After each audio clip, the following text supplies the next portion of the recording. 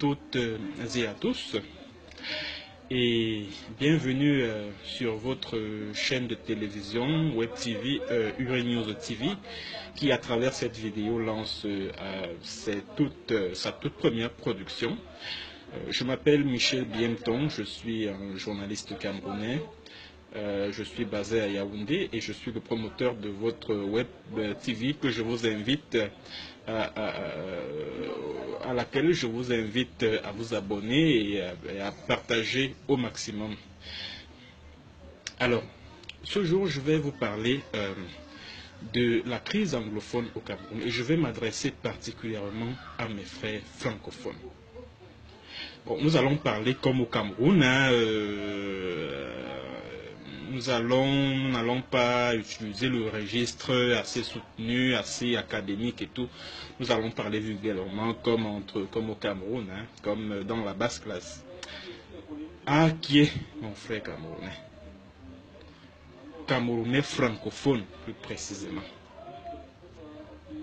Depuis pratiquement 2 ans, nos frères anglophones sont en train de se battre pour obtenir une indépendance qui n'a jamais eu lieu.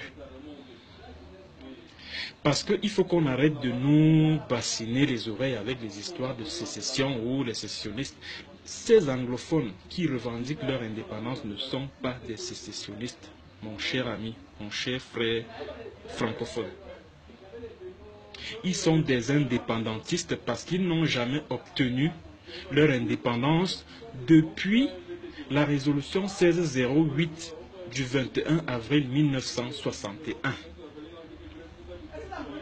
Je ne sais pas si tu comprends ça, mon très cher frère francophone. Ils n'ont jamais eu leur indépendance. Or, toi, compatriote francophone de la République du Cameroun, toi, tu as eu ton indépendance le 1er janvier 1960. Les anglophones n'étaient pas avec nous. Eux, ils étaient de leur côté. Parce qu'ils venaient de se détacher du Nigeria. Donc, ils étaient un électron libre. Donc, ils étaient déjà considérés comme un État. La seule chose qui leur manquait, c'était un siège aux Nations Unies. Donc, quand nous avons obtenu l'indépendance, quand toi, Camerounais francophone, tu as obtenu ton indépendance le 1er janvier 1960, est-ce que les anglophones étaient là? Les anglophones n'étaient pas là. Les anglophones, eux, ils étaient de leur côté. Quand, après cette indépendance, tu as obtenu un siège aux Nations Unies comme membre, c'est-à-dire que tu as obtenu la souveraineté internationale, est-ce que les anglophones étaient là? Non. Bon, maintenant, comme tu es, je ne sais pas, comme tu es, comme Paul Biya au Cameroun, pour toi, c'est comme un dieu. Quand il dit un truc, tu considères cela comme une parole d'évangile, comme la parole de Dieu, la parole de Jésus-Christ. Il dit oui, le Cameroun est un et indivisible. Toi aussi, bêtement comme ça, tu reprends ça, que oui, le Cameroun est un et indivisible. Ben dis donc. Vous les Camerounais, vous avez même quoi dans la tête là? Vous avez quoi dans le cerveau là? Vous avez quoi dans la tête là? Paul Biya dit oui, l'ordre doit régner. Le Cameroun est un et indivisible. Vous aussi, vous ressassez ces conneries là. Cherchez à connaître votre histoire, monsieur. Cherche à connaître ton histoire. Camerounais francophone, je m'adresse particulièrement à toi. Cherche à connaître l'histoire de ton pays. Arrête de débiter des conneries du genre, oui, le Cameroun est un et indivisible, parce que Paul Biya l'a dit, que le Cameroun est un et indivisible. Toi aussi, tu reprends. Bon, je vais donc te rappeler ceci.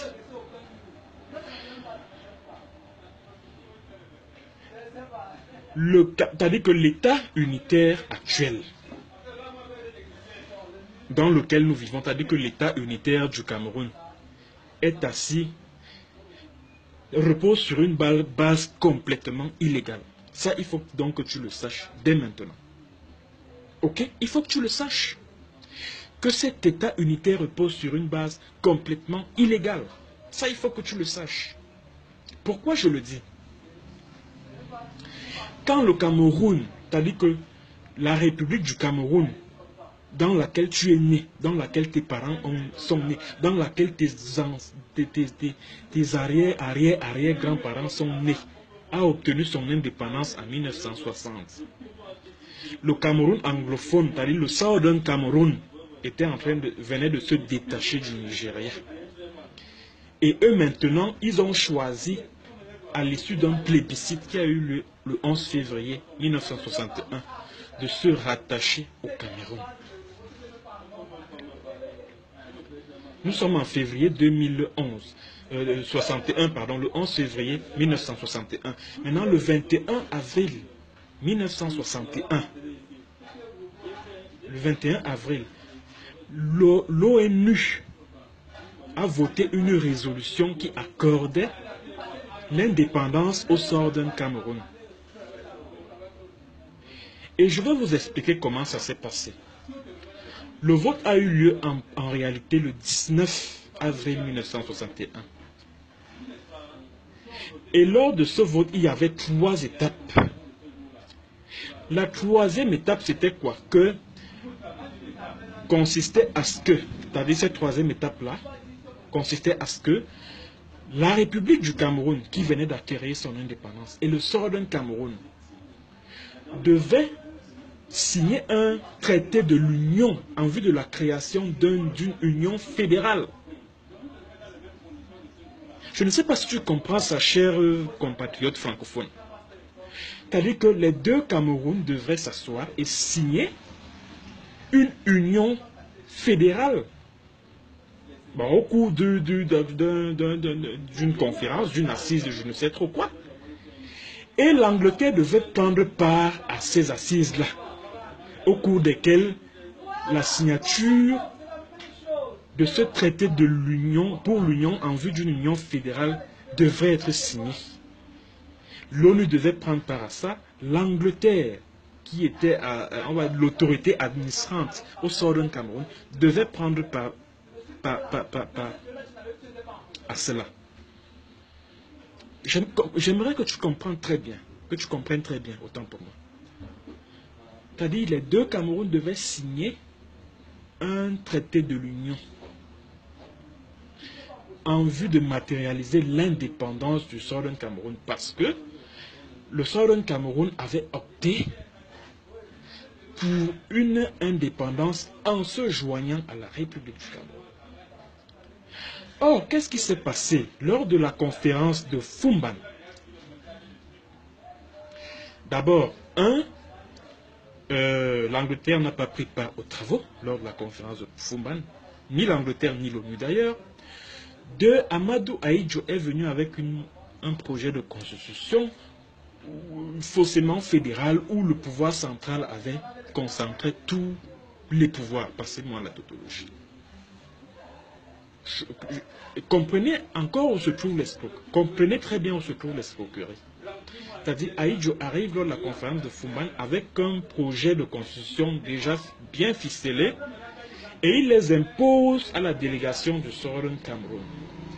La délégation du Southern Cameroun formule des propositions pour amender cette constitution. Ahidjo dit niet. Il impose ça. Et ce qui est plus grave, c'est que au lieu que ce projet de constitution soit soumis au Parlement du Southern Cameroun, non. Ahidjo prend cette constitution, il dit que les éléments de cette constitution ont représenté des amendements à la constitution de la République du Cameroun qui avait déjà été adoptée dans la République du Cameroun en, je crois, mars ou avril 1960. J'aimerais que tu comprennes très bien ce que je suis en train de te dire là. J'aimerais, Camerounais francophones, que tu comprennes où se trouve la gravité du problème anglophone que nous vivons à l'heure actuelle. Et ce qui est encore plus grave, c'est que même cette constitution faussement fédérale là, que Ahidjo a bricolé de toutes pièces, a été violée par Amadou Ahidjo en mai 1972 quand il organise le référendum pour l'État unitaire. Il organise ce référendum-là. C'est-à-dire que ce référendum, c'est pour ça que je disais au début que l'État unitaire, quand vous dites oui, le Cameroun est un et indivisible, c'est sur la base de quoi? De quel fondement légal? L'État unitaire au Cameroun n'a aucun fondement légal. Ça, tu dois le retenir ainsi. Parce que cet État unitaire-là, qui a été consacré par la Constitution de 72, violait l'article 47 de la Constitution fédérale, qui est un contrat social à la Jean-Jacques Rousseau que nous avons établi avec nos frères anglophones. Nous avons violé ce contrat social-là. Et c'est nous aujourd'hui qui leur disons que oui, le Cameroun est un individu. Nous n'en avons pas le droit. Nous n'en avons pas le droit. Ils sont dans leur droit de se battre pour acquérir le droit à l'autodétermination. Le droit à l'autodétermination est consacré aussi bien par la Charte des Nations Unies que par la Charte africaine des droits de l'homme et des peuples. Alors, ils ont bel et bien le droit de se battre pour obtenir leur autodétermination. Vous êtes là, vous dites oui, oui, les anglophones ont les mêmes problèmes que nous, les francophones. Nous avons les problèmes d'eau, nous avons les problèmes d'électricité comme eux. Nous avons les problèmes de route comme eux. Ok, pendant qu'eux, ils sont donc en train de se battre là, pendant qu'ils sont en train de descendre dans la rue pour en découdre avec ce régime, vous êtes ouf. Oui, c'est-à-dire vous dites que c'est les mêmes, vous avez les mêmes problèmes. Mais pourquoi pendant qu'eux, ils sont dans la rue, ils se font canarder par les militaires et tout? Pendant qu'ils crient, qu'ils se battent, vous êtes où? Vous les francophones là, vous êtes où? Qu'est-ce que vous faites? Vous êtes où? Vous êtes assis dans les bars en train de boire de la bière. Vous dites que le Cameroun est un et indivisible, n'importe quoi. L'État unitaire actuel, qui est la forme de l'État actuel, est complètement illégal, monsieur. Dites que le Cameroun... Oui, la République du Cameroun est un et indivisible. Parce que c'est celle-là qui a obtenu l'indépendance en 60 et qui a été admise aux Nations Unies. C'est celle-là qui est indivisible. Donc laissez les anglophones où ils sont, vraiment. C'est-à-dire que laissez-les où ils sont. Vous avez eu votre indépendance, mais eux, pas encore. Parce que pour qu'ils aient obtenu leur indépendance, il faut que vous ayez signé un traité. Parce que c'est ce que la résolution des Nations Unies disait. Qu'il fallait que le Southern Cameroun et la République du Cameroun signent un accord, un traité de l'Union, qui sera déposé aux Nations Unies, au secrétariat. Parce que c'est ce que la Charte des Nations Unies prescrit. Un traité international parce que la frontière qui sépare les deux Camerouns est une frontière internationalement reconnue. Elle a été consacrée par les accords Simon-Milner, signés en 1910, je crois 16 ou 17. Donc faites très attention. Quand vous abordez, vous les Camerounais francophones, là, quand vous abordez ce problème anglophone, faites très attention. Paul Biya que vous défendez comme bêtement là, il est hors la loi. Dans cette affaire, il est hors la loi. Vous dites que le Cameroun est un et indivisible. C'est sur quelle base juridique, monsieur? Sur quelle base?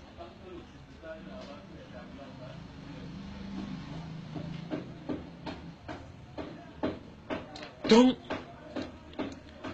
chers frères et sœurs anglophones, dear brothers and sisters in Southern Cameroon, let's put this fight forward.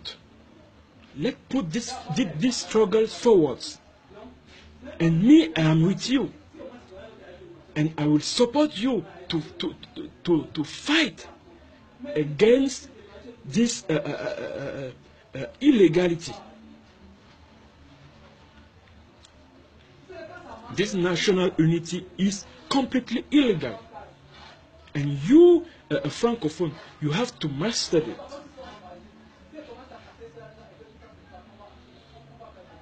You have to record it. You, francophone. Vous devez l'enregistrer dans votre tête que votre président, Paul Biya, est dans l'illégalité depuis 84, parce que lui aussi, quand il modifie la Constitution en janvier 84, il en rajoute à l'illégalité.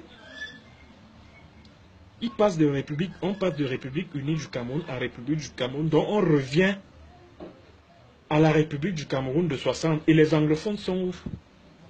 Ils sont où? Vous venez parler là, quoi. Vous n'avez pas honte? Et c'est vous qui envahissez les réseaux sociaux là, les Facebook et autres là. Vous encouragez les militaires à tuer vos frères anglophones. Vous les encouragez à les massacrer. Et quand l'armée aura fini de tuer ces anglophones là, vous allez vous unir à qui? Vous qui dites que oui, le Cameroun est un et indivisible, quand vous allez finir de tuer les anglophones, avec qui est-ce que vous allez donc vous unir? Avec qui? Cameroun est un et indivisible. Mon Dieu. N'importe quoi. Donc ce qu'il y a à faire là maintenant, c'est qu'on organise une autre conférence, ça sera peut-être plus Fumban ou je ne sais trop quoi. Et au cours de cette conférence, l'ONU doit prendre part à ça, l'Angleterre doit prendre à ça, et un traité de l'Union, un traité doit être signé entre la République du Cameroun et le Southern Cameroun pour une union fédérale. Le respect de l'esprit de la résolution 1608 du 21 avril 1961. C'est la seule solution à la crise anglophone au Cameroun. La seule. Tout le reste, c'est nul. Alors si vous, autorité camerounaise, si vous, Camerounais francophones, vous ne voulez pas vous y faire, si vous ne voulez pas respecter l'esprit de cette résolution, alors accordez l'indépendance aux anglophones, parce que la Charte des Nations Unies leur donne aussi la possibilité de revendiquer l'indépendance et de l'obtenir. Ça, c'est ce que vous ignorez aussi. C'est ce que toi tu ignores, Camerounais francophone. Que l'histoire du Southern Cameroun n'est pas celle de la République du Cameroun. Il ne faut pas confondre. Et le drame, c'est qu'on ne nous a pas enseigné l'histoire de ce pays. C'est ça le drame. Surtout dans la partie francophone. Hein. On ne nous a pas enseigné l'histoire de notre pays. Parce que si les Camerounais connaissaient vraiment l'histoire de ce pays, de leur pays, ils ne se comporteraient pas avec autant de zèle en disant oui, le Cameroun est un et indivisible, etc., etc. Non, l'unité n'est pas forcée. L'unité n'est pas forcée. Ce sont les anglophones. Encore que le référendum que Ahidjo organise en 72 repose sur la fraude, sur l'escroquerie et sur la roublardise politique. Parce que pour qu'un référendum se tienne, il fallait que ce soit uniquement dans le Southern Cameroun, pas dans tout le Cameroun, parce que c'est le Southern Cameroun qui a accepté de se rattacher à nous. D'accord? C'est le Southern Cameroun qui a accepté de se rattacher. Alors s'il fallait organiser un référendum pour un État unitaire, c'est uniquement au Southern Cameroun. Donc il y a eu tricherie, il y a eu fraude, il y a eu roublardise, il y a eu tromperie, il y a eu duperie. Et il faut réparer tout ça avant qu'il ne soit trop tard, avant que les anglophones ne décident de se séparer complètement de nous et de créer leur État. Et ils en ont le droit. Ils en ont le droit parce qu'ils n'ont jamais obtenu l'indépendance, telle que voulue par les Nations Unies. C'est vous qui avez opéré un passage en force, en piétinant vos propres textes, pour consacrer un État unitaire. Cet État unitaire est complètement illégal. Et ils ont le droit de se battre contre cela. Vous n'avez aucun droit là-bas. Toutes les autorités qui se trouvent au Southern Cameroun et qui ont été nommées à partir de Yaoundé sont dans l'illégalité. Les seules autorités qui vaillent dans cette zone, ce sont celles qui émanent d'autorités élues par les populations du Southern Cameroun. D'accord? J'espère que vous me comprenez. Ce sont les seules autorités légales et légitimes dans toutes celles qui se trouvent là-bas et qui ont été nommées par Yaoundé. Non, oubliez. Vous êtes dans l'illégalité. Vous êtes dans l'illégalité.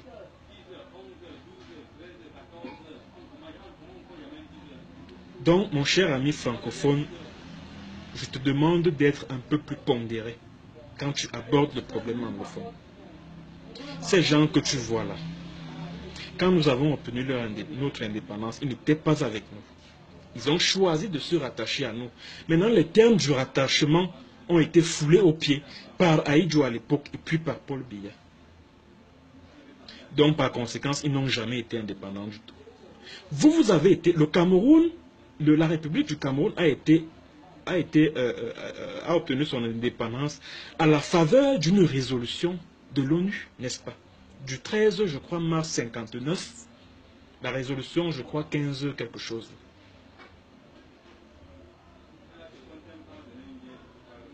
Et les termes de cette résolution ont été respectés. Vous avez obtenu votre indépendance sans problème.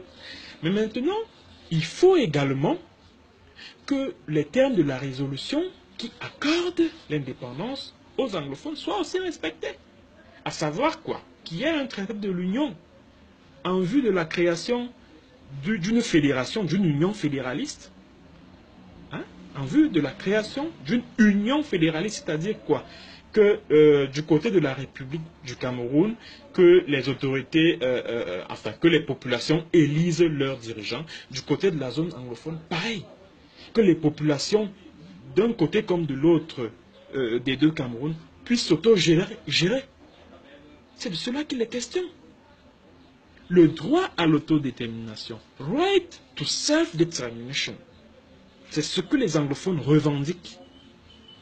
Ils ne revendiquent pas les infrastructures socio-économiques. Ce n'est pas de ça qu'ils ont besoin. Ils revendiquent le droit à l'autodétermination. Vous avez été affranchis de la tutelle onusienne. Eux, pas encore. Pas encore. Depuis 57 ans.